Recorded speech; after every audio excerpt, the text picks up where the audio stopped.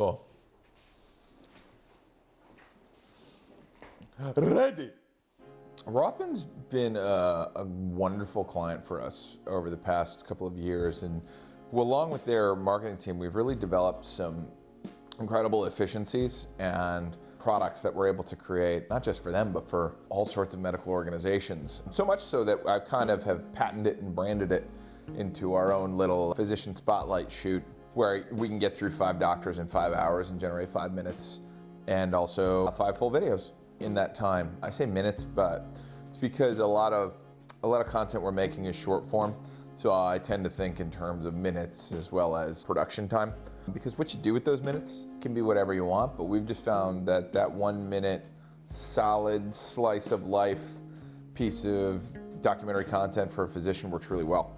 But that was kind of the initial services that we were doing over there, which still maintain. Anytime there's a new physician, they go right into our system of onboarding, and you know, they get their own video and photography and whatever kind of they require in order to be onboarded at Rothman. And it's fun because it's usually all of our kind of first impression of meeting a new surgeon. It's really fun to interview people that are kind of operating on that level and try and tell their story, because, you know, they might have a unique background or a unique personal life, or are just at an elite level when it comes to performing surgery. All of that's very interesting to me. But anyway, the other day we went to the Rothman Center City office and we did essentially Rothman Video Day, which is, we do so much content there now that we've kind of subscribed to this idea of, let's just get everybody used to the fact that there'll be a video team there, you know, a couple times a month, and to really execute on those days. If whoever is available, we'll get some content with them.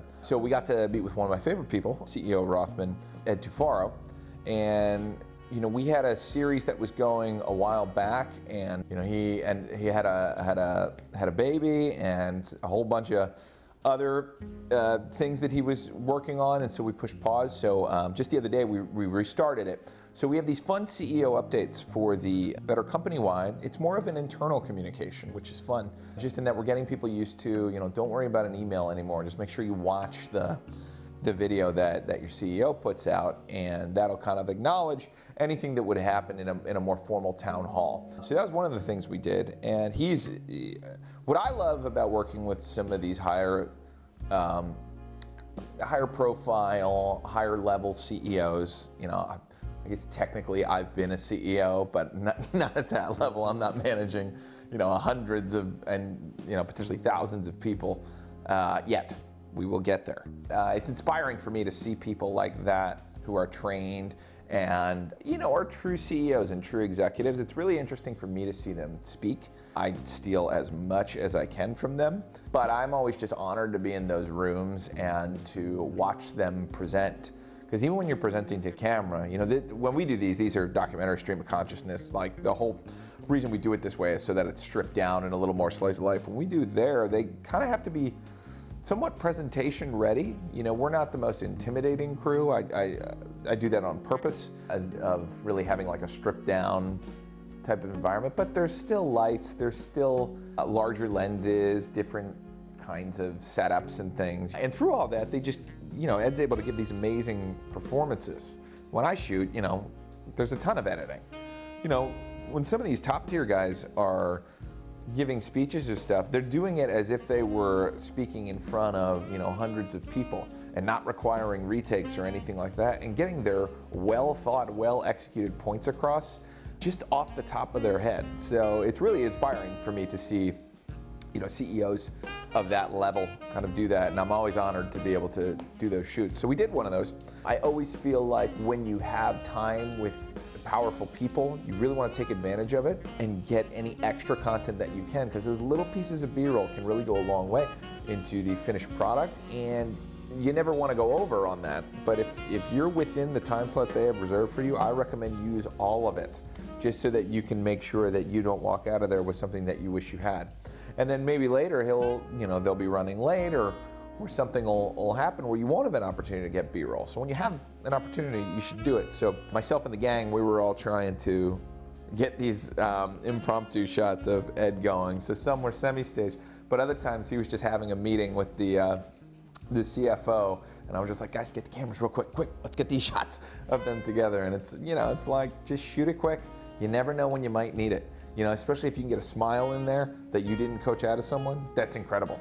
So we did that, and you know, that part of the shoot went great. And then because we were there and because we were at the old headquarters, which is in the same building as the actual clinic where they do office hours and things, we went down and pretty much ambushed Dr. Vaccaro, who is one of the busiest men I've ever met in my life. But we had done his physician spotlight back when everyone was still wearing masks and whatnot.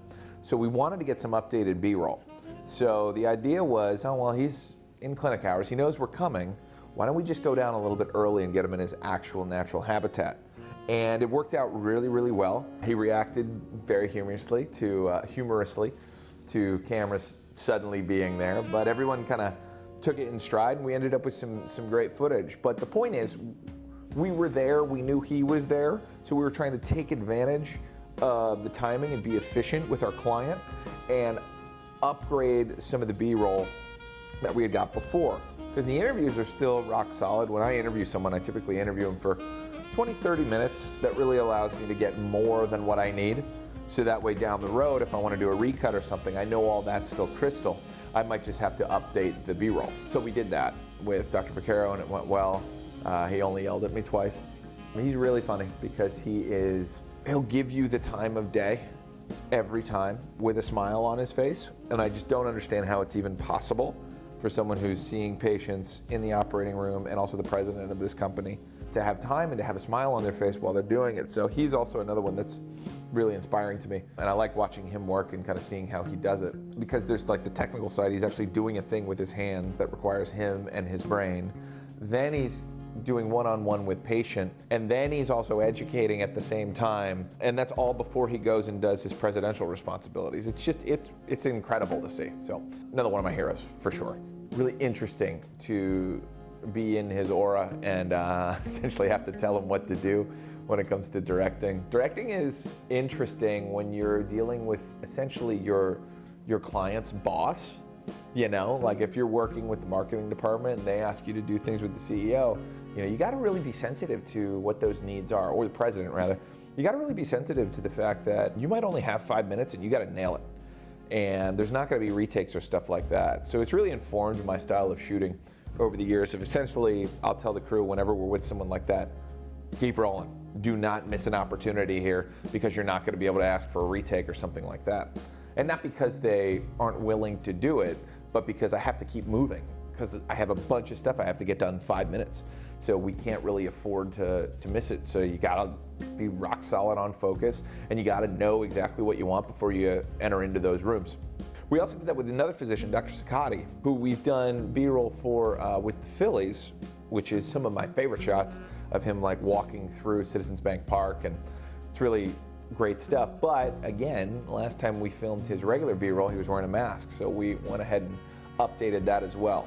If there's a lesson to be learned from doing video content with clients on an ongoing basis, is you want to have some sort of regularity with how often you're showing up, and you want to make sure that everybody who's involved in it is having a great time and looking forward to the experience with you. You always want to walk out the door with someone shaking your hand and say, thank you for your efficiency, that was a lot of fun, I can't wait to see you next time. So this is a Stanley, and we know that they make sweet drink containers. But one of my little hacks is that I make eggs every day, put it in this hot thermos, then I got hot eggs whenever I want. So, no excuses. Still warm.